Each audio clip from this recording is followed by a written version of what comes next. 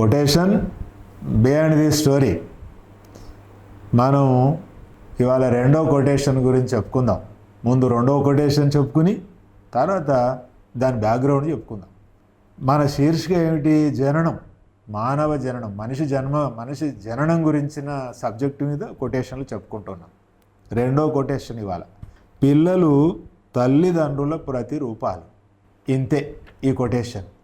ఏముంది ఇందులో అని మనం అనుకోవచ్చు. పిల్లలు తల్లిదండ్రుల ప్రతిరూపాలు.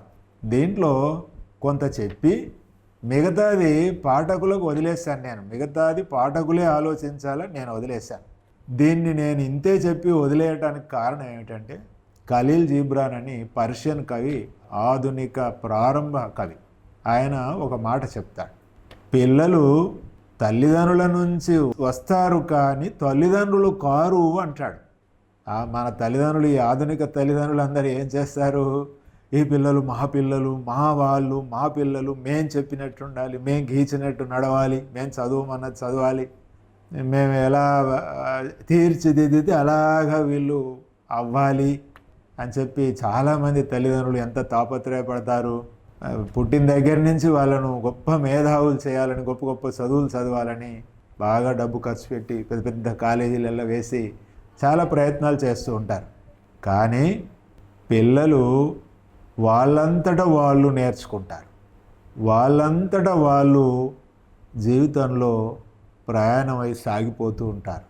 తల్లిదండ్రుల ఒత్తిడి, తల్లిదండ్రుల గైడెన్సు ఎంతవరకు ఉంటుంది అంటే, వాళ్ళకు కావాల్సిన సదుపాయాలను కల్పించడం వరకే తల్లిదండ్రులు పరిమితం అవ్వాలి. కానీ తల్లిదండ్రుల ఇష్టాల మేరకు పిల్లలు మౌల్డ్ కారు అని చెప్పటం కూడా దీంట్లో ఉంది.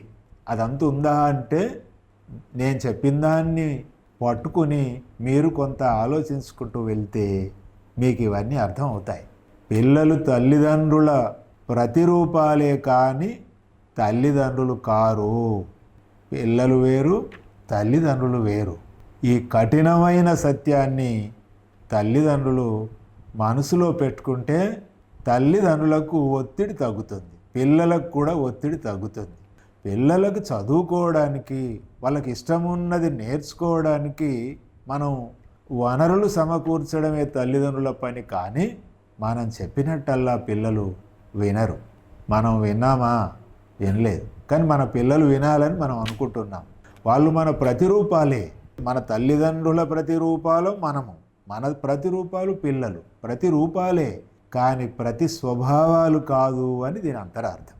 ఇది మన రెండో కొటేషన్కి సంబంధించినటువంటి బ్యాక్గ్రౌండ్ స్టోరీ. మనం తర్వాత మరో కొటేషన్ గురించి మళ్ళీ చెప్పుకుందాం.